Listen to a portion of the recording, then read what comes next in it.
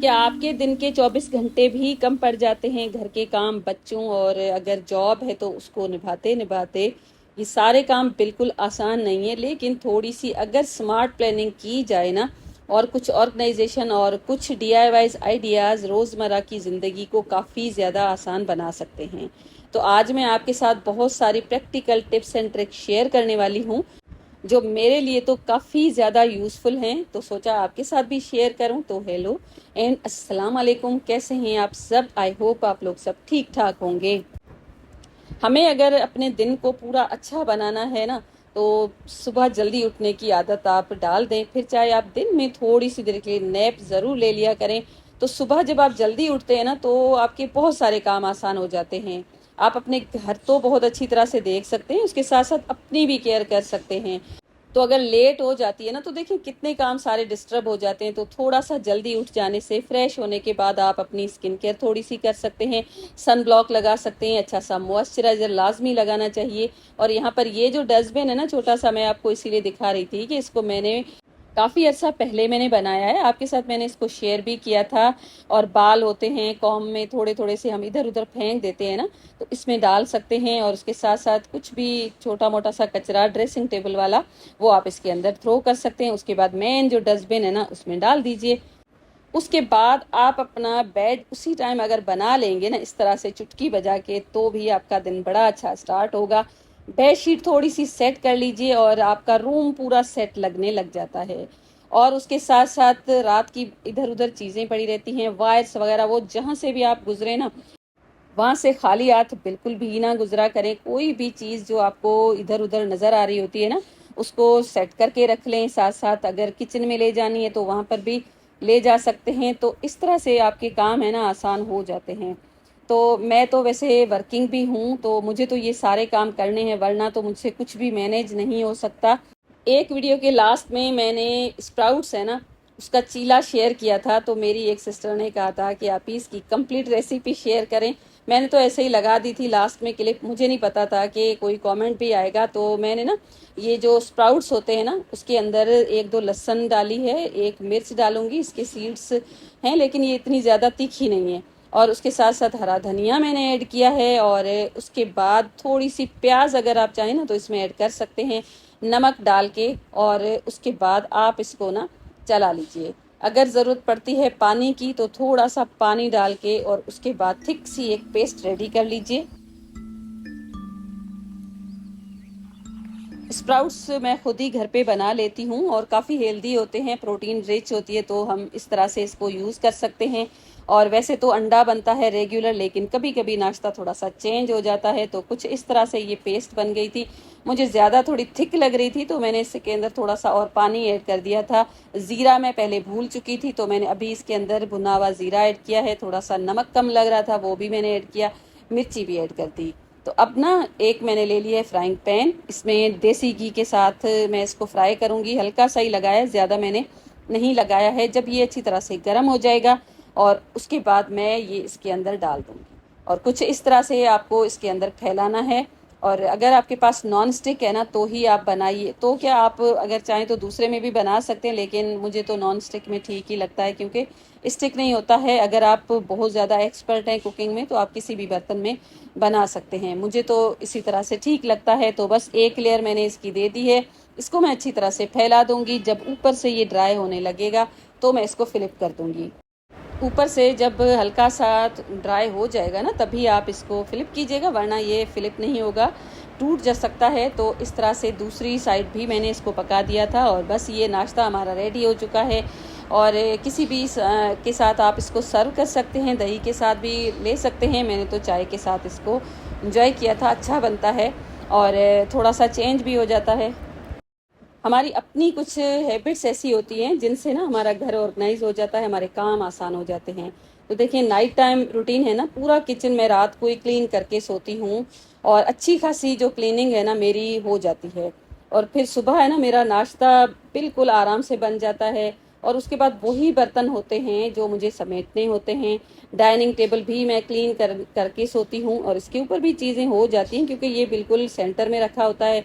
जो भी चीज़ होती है ना, इसके ऊपर बच्चे भी रख देते हैं, बड़े भी रख देते हैं। तो उसको हाथ के हाथ ही क्लीन कर लेना चाहिए मेड के आने से पहले ही।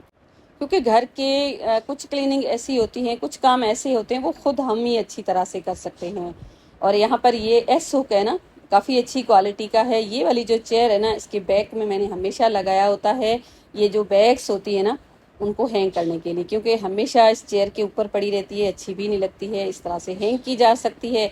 और भारी से भारी जो बैग है ना, वो भी इसमें हैंग किया जा सकता है। मैं तो इसमें अपने बच्चों की जो बुक्स की बैग्स है ना, वो भी हैंग कर देती हूँ उनके अपने रूम में। और ये तो मैंने हॉल में यहाँ पर इसीलिए लगाया हुआ है कि ये जो बैग्स है ना, जो ऑफिस के लिए यूज़ होती हैं, तो इनको हैंग करने के लिए। तो बहुत अच्छा आइडिया है, इसको आप फॉलो कर सकते हैं। और उसके बाद घर में ग्रोसरी आती है, कभी कभी सब्जियां भी सुबह सुबह आती हैं, उन सबको हाथ के हाथ अगर वॉश करनी है तो वॉश करके रख लीजिए। और नहीं तो आप इस तरह के कंटेनर्स मार्केट में बहुत आसानी से मिल जाते हैं। डिस्पोजेबल जो कंटेनर्स है ना, उनको भी आप यूज़ कर सकते हैं। क्योंकि टिंडे वगैरह है ना, मैं इसी तरह के बॉक्सेस में रखती हूँ। और करेले वगैरह रखने के लिए मैंने इस तरह के कुछ पाउचेस भी खुद से बनाए हुए हैं, तो मैं इनमें रख लेती हूँ। तो इस तरह से सब्जियां सेग्रीगेट रहती हैं, ख़राब नहीं होती हैं, फ्रिज भी ऑर्गेनाइज रहता है। क्योंकि मुझे ऐसे लगता है कि जिस तरह से हम अपने घर को ऑर्गेनाइज रखते हैं, साफ़ रखते हैं ना, उसी तरह से फ्रिज को भी दूसरे तीसरे दिन चेक कर लेना चाहिए, कोई चीज़ उसमें ख़राब तो नहीं हो रही। लोड शेडिंग का भी कभी कभी इशू हो जाता है, थोड़ी बहुत बच जाती है ना, तो वो ऐसे ही पड़ी रहती है। उन सबको हाथ के हाथ क्लीन कर लेना चाहिए। मैं भी इसी तरह से साफ़ कर लेती हूँ। और ब्रेकफास्ट के बाद अगर आप लंच की तैयारी साथ साथ कर देंगे ना, तो भी आपका दिन है ना बड़ा अच्छा गुजरेगा, आपके लिए बहुत सारा टाइम बच जाएगा। क्योंकि 80% तैयारी है ना, मैं लंच की मॉर्निंग में ही कर देती हूँ। सब्जी बनानी होती है, कुछ भी मुझे बनाना होता है ना, तो मैं मॉर्निंग, मुझे बड़ा अच्छा टाइम लगता है, बहुत प्रोडक्टिव लगता है। मेरी एनर्जी लेवल है ना काफ़ी हाई होती है। और इस टाइम में आप मुझसे जितने भी काम करवा लो, मैं कर सकती हूँ। और इवनिंग है ना मेरी बिल्कुल लेज़ी हो जाएगी फिर, क्योंकि मुझे इवनिंग में काम करना उतना पसंद ही नहीं है। क्योंकि थक के आने के बाद ना मुझसे तो काम नहीं होते हैं। तो मैंने अपनी मॉर्निंग है ना उसको इसी तरह से रखा हुआ है, काफ़ी सारे काम मैं कर लेती हूँ। और आपके जो गैजेट्स हैं ना, जो बिल्कुल सस्ते सस्ते से मिल जाते हैं, वो भी आप अपने किचन में ऐड किया करें, ताकि आपके अपने काम आसान हों।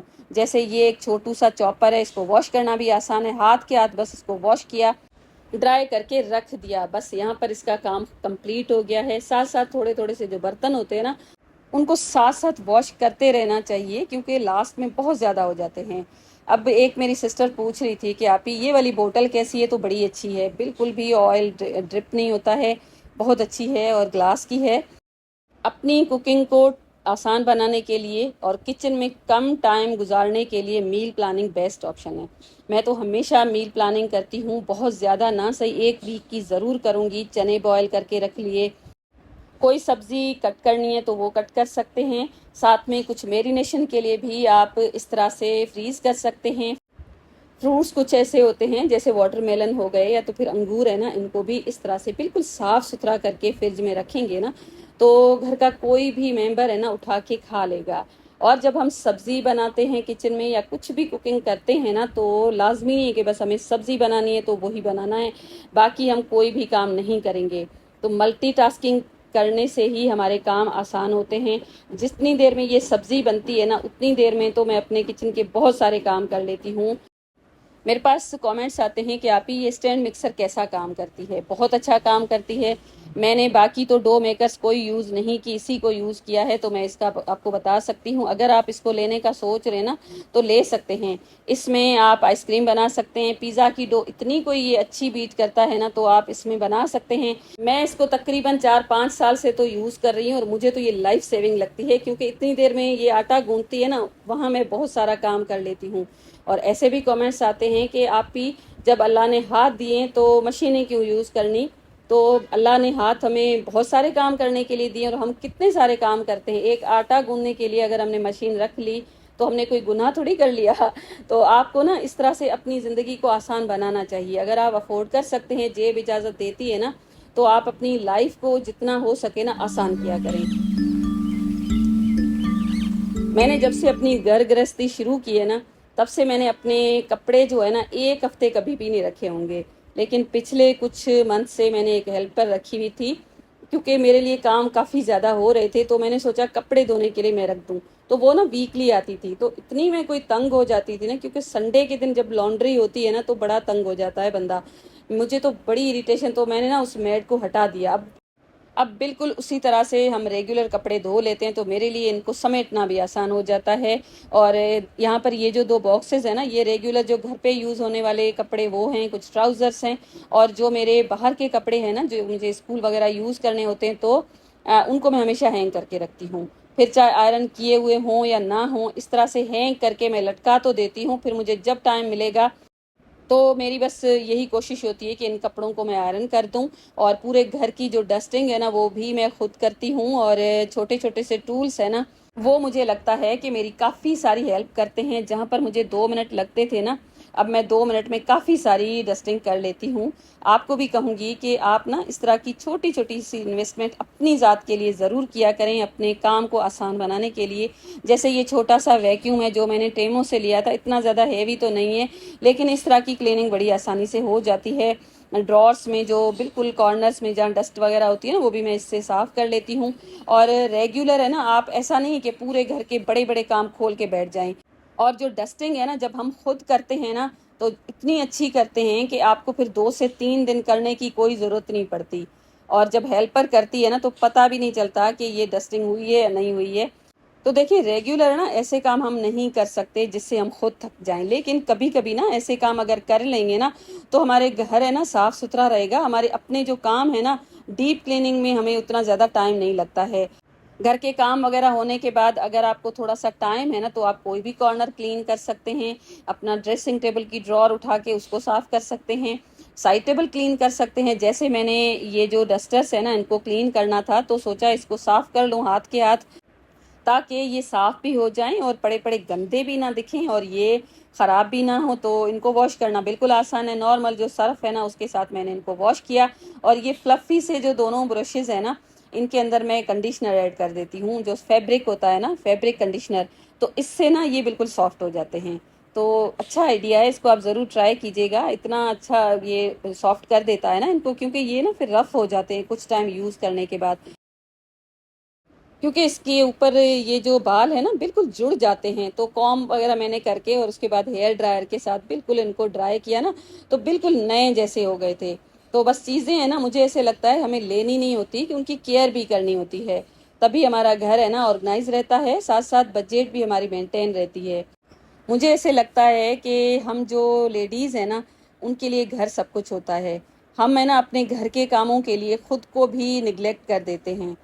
तो अगर आप अपने टाइम को मैनेज करेंगे, घर के काम जल्दी जल्दी ख़त्म कर देंगे ना, तो आपको अपने लिए भी टाइम मिलने वाला है। तो लेमन के छिलके थे, उनको मैंने पानी में ऐड किया। पानी थोड़ा सा नीम गर्म है। तकरीबन 10 मिनट तक तो मैंने इसके अंदर पाँव रखे थे और बिल्कुल पाँव साफ सुथरे हो जाते हैं। इतनी देर में बैठ के बंदा कुछ रील्स भी देख सकता है। और पाँव है ना साफ करने के लिए बहुत सारे मार्केट में टूल्स आपको मिल जाएंगे, मैंने भी कुछ लिए हुए हैं घर पे। तो इस तरह से ना मैं बस कर लेती हूँ। ऐसा नहीं कि मुझे छोटे से काम के लिए कहीं और जाना पड़े, तो इतना कोई टाइम ही नहीं मिलता। तो बस इस तरह से थोड़ी सी अपने पाँव की भी केयर करने के बाद, ये जो आपको एक सॉल्ट स्क्रब नज़र आ रहा है ना, ये मैंने वुमनिया एटीएफ से लिया था। तो ये काफ़ी अच्छा है, तो मैं इसको काफ़ी दिनों से यूज़ कर रही हूँ। और यूज़ करना भी बहुत आसान है। बस आप इसको लेकर अपने पाँव के ऊपर मसाज कर सकते हैं, हाथों के ऊपर भी मसाज कर सकते हैं। रफ़ जो हो जाते हैं तो बिल्कुल नीट एंड क्लीन हो जाते हैं। तो पार्लर में भी इसी तरह से करते होंगे, वहाँ पर इतना ज़्यादा टाइम लग जाता है। तो घर पे भी अपनी स्किन केयर की जा सकती है, खुद को भी हम भूलते नहीं हैं और पैसे भी काफ़ी सारे बच जाते हैं। और एक ना ये रेमेडी मैंने इंटरनेट पे देखी थी, तो सोचा मैं इसको ट्राई करूं। अगर आप में से किसी ने इसको यूज़ किया है ना, तो मुझे आप ज़रूर बताइएगा कमेंट्स में। तो ये छोटा सा ही पीस है, और इसको मैंने वॉश किया है पहले। तो अच्छी तरह से वॉश करने के बाद इसको मैं जलाऊंगी, और वो भी इसी तरह से जला रही थी। और साथ में जो ऑयल ऐड कर रही थी ना, वो तो उन्होंने खुद बनाया था, लेकिन